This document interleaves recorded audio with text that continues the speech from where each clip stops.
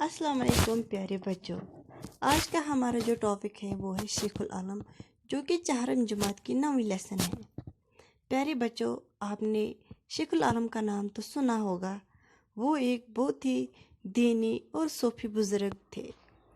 تو ہم اس کے بارے میں اب پڑھنے جا رہے ہیں کہ یہ حضرت شیخ نور الدین ولی رحمۃ اللہ علیہ کشمیر کے بہت بڑے صوفی بزرگ ہو گزرے ہیں۔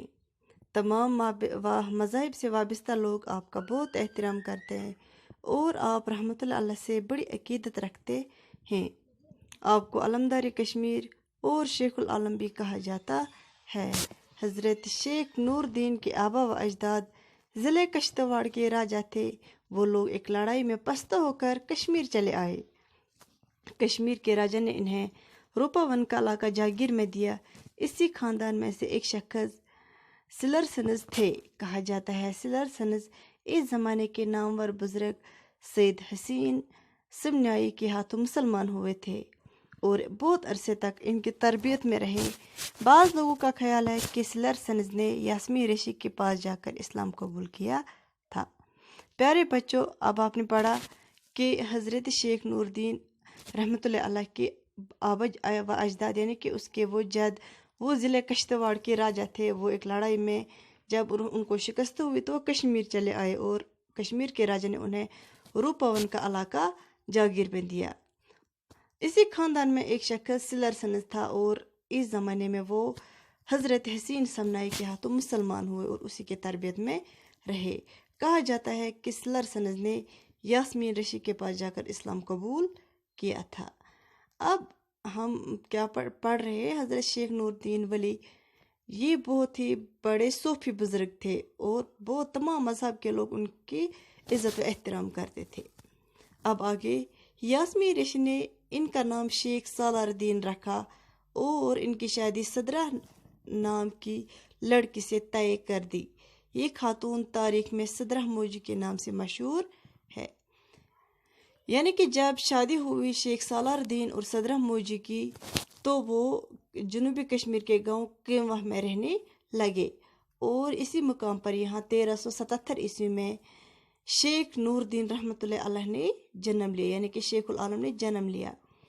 کہا جاتا ہے کہ جب شیخ نور الدین رحمۃ اللہ علیہ پیدا ہوا تو وہ اپنی ماں کا دودھ نہیں پی رہا تھا، تو انہی دنوں میں وہاں سے مشہور عارفہ لل دید کا گزر ہوا، تو انہوں نے اس چھوٹے بچوں کو گود میں لے کر کشمیری زبان میں کہا زنی یل نہ منچاؤک چن کے چھک منچان، یعنی کہ جب جنم لینے سے نہیں شرمائے تب دودھ پینے میں کیسی شرم۔ ننھے بچے نے ماں کا دودھ پینا شروع کر دیا۔ اب یہ شیخ نور الدین رحمۃ اللہ علیہ وہ بچپن سے ہی عبادت و ریاضت کی طرف مائل تھے۔ دینی کاموں میں ان کی دلچسپی دنیاوی کام میں ان کی دلچسپی کم تھی اور دینی کام کرتے تھے۔ ان کی شادی ڈاڑا سرا ترال کے ایک اچھے گھرانے میں ہوئی۔ ان کی بیگم کا نام زیدید تھا۔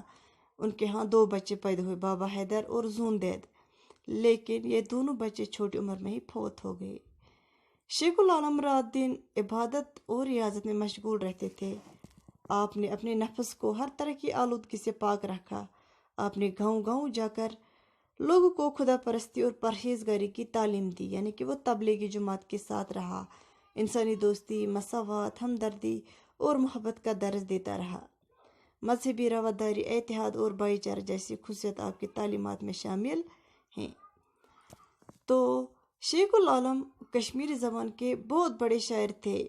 آپ کی شاعری کو اپنی تبلیغ کا ذریعہ بنایا، یعنی کہ تبلیغ کے ذریعے وہ شاعری کے ذریعے لوگوں تک اپنے پیغامات پہنچاتا رہا۔ اپنے اشعار کے ذریعے عوام کو بہترین اخلاق سکھایا اور خدمتی خلق پر زور دیا۔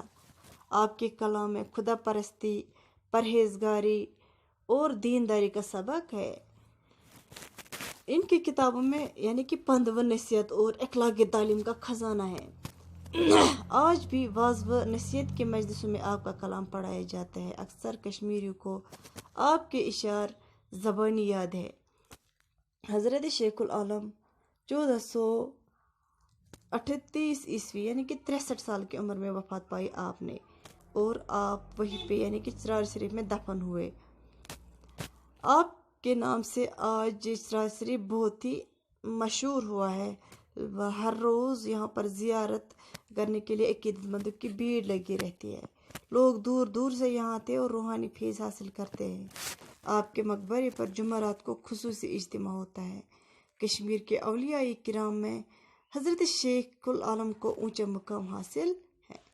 یعنی کہ یہ شیخ العالم جو تھے وہ صوفی بزرگ ہونے کے ساتھ ساتھ ایک بہت بڑے شاعر تھے، اور اپنی تبلیغی شاعری کے ذریعے اپنی تبلیغ کا کام بھی کرتا رہا۔ وہ بہت ہی پرہیزگار تھا۔ دینداری کا سبق ہمیں ان سے ملا، اور خدا پرستی کا سبق بھی ان کے شعروں میں ہمیں جگہ جگہ ملتا ہے۔